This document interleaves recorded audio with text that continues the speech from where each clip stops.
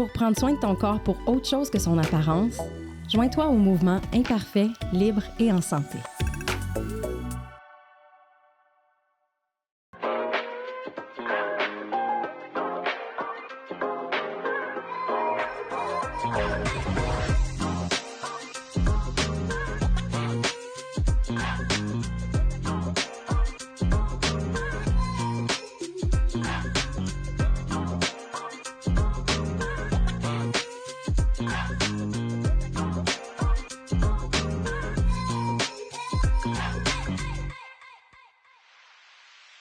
Bienvenue à tous. Aujourd'hui, je m'entretiens avec Vicky. On va parler des changements corporels liés à la ménopause et de la perception du corps qui change. Bon épisode!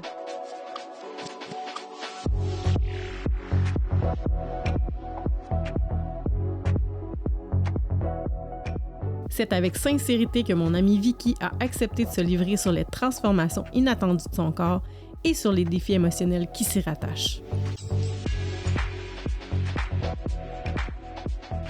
Vicky, la ménopause t'a pris par surprise il y a environ 10 ans. Ouais. Tu t'en étais pas rendu compte que c'était ça? Non, je m'en étais pas rendu compte. Tu sais, c'était tellement... C'est sournois. Tu sais, c'est sûr, j'avais Émile, il était plus jeune. Puis les événements de la vie aussi. Tu es toujours porté à mettre ça sur la faute de quelque chose d'autre. C'est la faute d'un événement. C'est la faute tu es plus fatigué, tu travailles plus. Ah ben je suis fatiguée, je m'occupe quand même de mon enfant. J'avais aussi une ado encore à la maison. Fait que tu mets ça sur la faute de la vie, de l'extérieur. Mais jamais sur la ménopause. Dans ta tête, la ménopause, c'est pas avant 55 ans et plus. Même si tu le sais, je le sais en tant que professionnel que c'est bien avant ça, les symptômes. Mais tu sais, quand on dit cordonnier mal chaussé, moi, ça a été vraiment le cas. Je me suis pas arrêtée à ça. C'est dernièrement, ça fait pas longtemps, j'ai réalisé que depuis des années, j'ai des symptômes de la préménopause puis que je suis dans ça. Qu'est-ce que ça a changé par rapport à ta perception corporelle de vivre la ménopause puis de finir par t'en rendre compte? Bien, c'est l'acceptation. L'acceptation de tous les changements corporels, les changements émotionnels, psychologiques, mais corporels, c'est que tout le monde les voit aussi. Oui. Fait que c'est plus difficile. Ton corps change, tu es perçu ou tu as l'impression d'être perçu différemment. Qu'est-ce qui est le plus difficile au niveau des changements corporels? Tu sais, qu'est-ce que tu t'es dit? Ah, mon Dieu, tu sais, ça, il me semble que j'aurais voulu que ça vienne plus tard ou que ça vienne juste pas au niveau des changements. Je mets plus de shorts. Je mets des jupes plus longues. Ma cellulite, ma cuisse qui grossit plus, comparativement à ma taille. Fait que ça change ton corps. Les rides, les ridules, la peau qui s'affaisse, mais partout, là, tu sais, sur mes bras, c'est tout mon corps au complet qui change. C'est l'habillement qui est différent. Tu peux plus t'habiller pareil. Tu sais, je travaille dans le domaine physique aussi, de la beauté. Fait que c'est peut-être que notre perception on est plus dur. Je suis peut-être plus dure avec moi à cause de ça aussi. Il y a plusieurs femmes, dans le fond, rendues à la ménopause, qui prennent du poids. Toi, moi, je te connais depuis quelques années. J'ai pas l'impression que tu as pris du poids. Oui, j'ai pris du poids. Tu as pris du poids? Oui, vraiment, ça paraît même pas. Ben oui. Puis je porte encore les mêmes vêtements, là, mais c'est limite. C'est soit que je suis dans la réflexion, là, c'est soit que là, je me laisse aller, c'est correct comme ça, puis j'accepte ce qui est, ou je perds quelques livres. Parce que j'ai encore tous les mêmes vêtements, mais oui, j'ai pris un bon 8 livres dans la dernière année. Puis au niveau de t'entraîner autant régulièrement qu'avant, en ce moment, tu sais, est-ce que j'entends qu'il y a quelque chose qui t'empêche de faire ça comparativement avant? C'est l'énergie. L'énergie n'est pas la même. C'est probablement le pourquoi qui n'est pas le même aussi. Tu sais, avant, je le faisais pour mon corps. J'ai plus le goût de le faire pour mon corps. J'aurais le goût de le faire, de bouger pour mon énergie, avoir une plus belle énergie, pour me sentir bien. Mais parce que dans ma tête, ça serait pour maigrir de quelques livres, c'est comme si j'ai pas l'énergie pour le faire. J'ai plus le goût de bouger juste pour être plus mince. Sur ça, t'aurais-tu envie d'aller boire un café, toi? Allez, envoie donc. On pourrait en parler longtemps. Oui, go! On continue la discussion autour d'un café.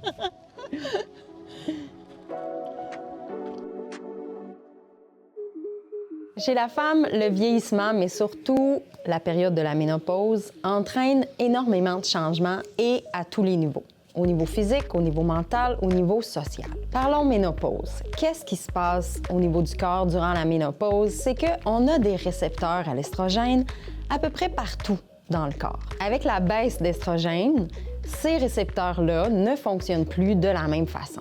Donc, au niveau du visage, on voit une différence au niveau de la texture de la peau.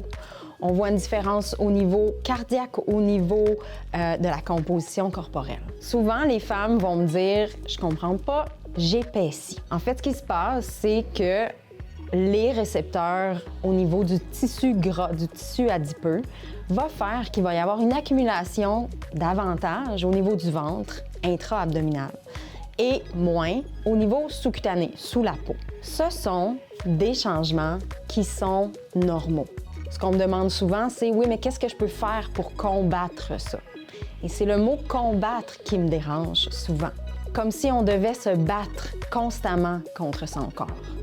C'est vrai qu'avoir de saines habitudes de vie va aider à la santé et au bien-être. Est-ce que ça va compenser pour tous ces changements-là?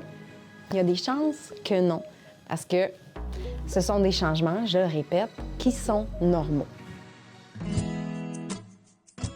Bienvenue, Vicky. Puis on se fait un chin de café.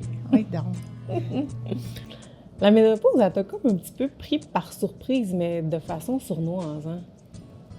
Ben oui, parce que je mettais tout sur la faute de tout, sauf la ménopause. Parce que tous tes symptômes, ou presque, tu sais, c'est un petit symptôme qui arrive à la fois. Puis là, le premier symptôme qui t'arrive, tu te dis, ben là, avec tout ce que je vis, c'est tout à fait normal que je vis cette émotion-là ou que je vis cette fatigue-là.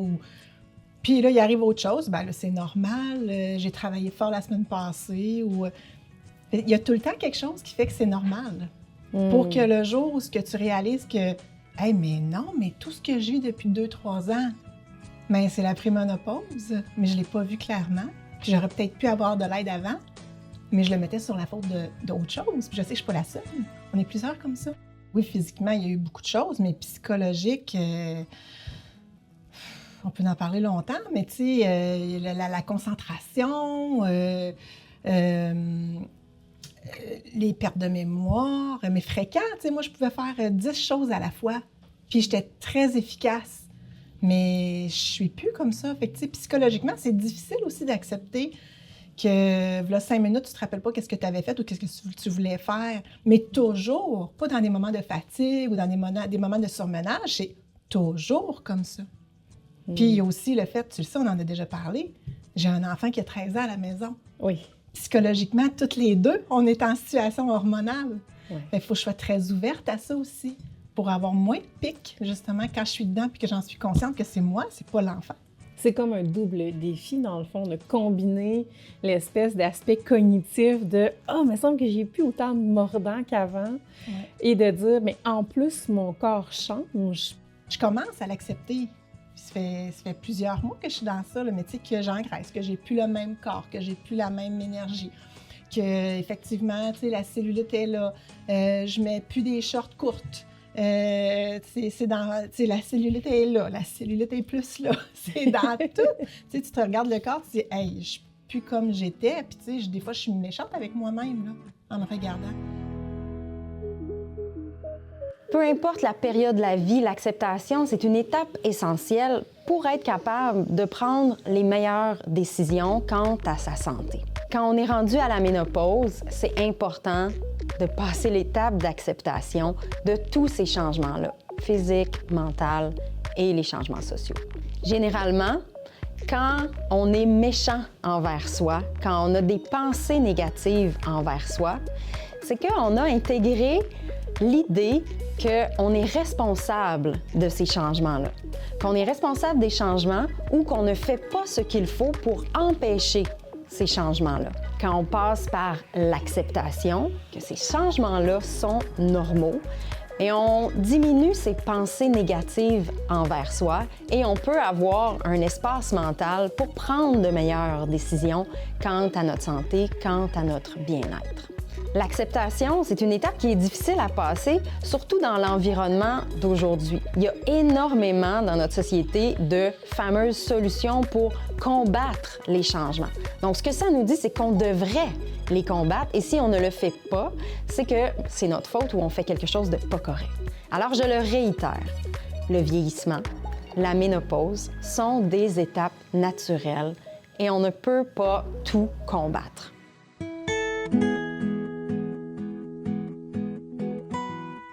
Je suis chanceuse de vieillir. Tu sais, on parle des gens qui sont très jeunes parfois, puis ils laissent des enfants derrière eux. J'ai la chance de vieillir. Je connais du monde qui apprendrait ma cellulite. Et j'essaie de penser comme ça quand j'étais en période plus négative sur mon corps. Est-ce que tu dirais qu'avant la ménopause, tu avais ce genre de discours négatif-là ou c'est pire depuis que tu es en ménopause? Je l'ai toujours eu en tant que femme. J'ai toujours eu un discours négatif sur mon corps, même quand j'étais extrêmement parfaite. J'avais un discours négatif, je voyais ce que j'aurais pu avoir et que je n'avais pas. Mais c'est pire avec la ménopause. Est-ce que c'est pire parce que j'ai vraiment 6 livres de plus? Ou est-ce que c'est pire parce que psychologiquement, mon psychologique ne fonctionne plus comme avant non plus, Mm-hmm. puis il est plus négatif, puis je le sais pas. C'est un mélange de tout. Mais oui, c'est pire. Tu sais, quand tu dis un corps presque, quand j'étais presque parfaite, tu sais, je suis comme curieuse de savoir presque parfaite dans la vision de qui, puis tu sais, comparativement à quoi?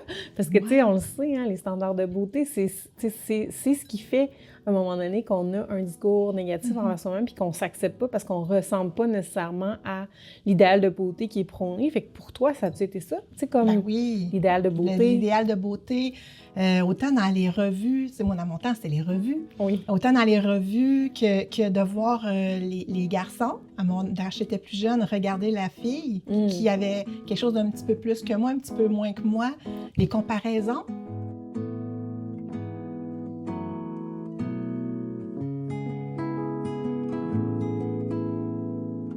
Tu sais, j'ai réfléchi à ça quand une amie m'a dit dernièrement. Tu sais, si la ménopause, c'était une opportunité pour toi de te repositionner dans la vie. J'ai trouvé ça vraiment beau. Puis c'est vrai. Tu sais, dans le fond, c'est ça, tous les questionnements qu'on a. On se repositionne au niveau de notre santé, de notre vie, de notre corps, le sens qu'on donne à notre famille, à nos amis, à notre travail. Tu sais, parce qu'on se donne beaucoup de travail depuis longtemps. Et si c'était une opportunité pour me repositionner dans ma vie? C'est le positif qui ressort pour moi. Puis quand je trouve ça difficile, je repense à ça. Je suis en train de me repositionner et c'est OK. Et c'est OK. Puis, tu sais, je prends des décisions pour le repositionnement sur lesquelles je me sens bien. Ouais. Et oui, il y a des choses que je perds, mais ça, c'est gros quand je gagne ça. Si tu avais un message à dire aux femmes qui vivent ce que tu vis en ce moment, un message, tu sais, d'encouragement, ce serait quoi? J'ai le goût de dire de s'écouter. Parce que quand ça commence à être rough, quand tu commences à voir que ça ne fonctionne pas, assis-toi, puis tu sais, écoute ce qui se passe avec ton corps. Prends le temps. On court, on met tout sur la faute de tout sur soi. Prends le temps de voir ce qui se passe à l'intérieur. Parce que je pense que si on est capable de s'y arrêter quand c'est le temps, quand c'est le bon moment que ça commence les symptômes, on va mieux les comprendre, mieux les accepter, mieux les vivre aussi. On va peut-être passer, si on gagne 2-3 ans, dans la compréhension, mais l'acceptation va être plus rapide aussi. S'écouter. Merci tellement pour ce bon conseil. Puis merci de nous avoir raconté ton histoire avec authenticité, autant dans ce qui est bien que dans ce qui est plus difficile. Ouais. Parce que je pense qu'il y a beaucoup de femmes qui ont besoin d'entendre ce que tu nous dis aujourd'hui. Non, ça me fait tellement plaisir. Si jamais tu fais un tome 2, je suis là. Yeah!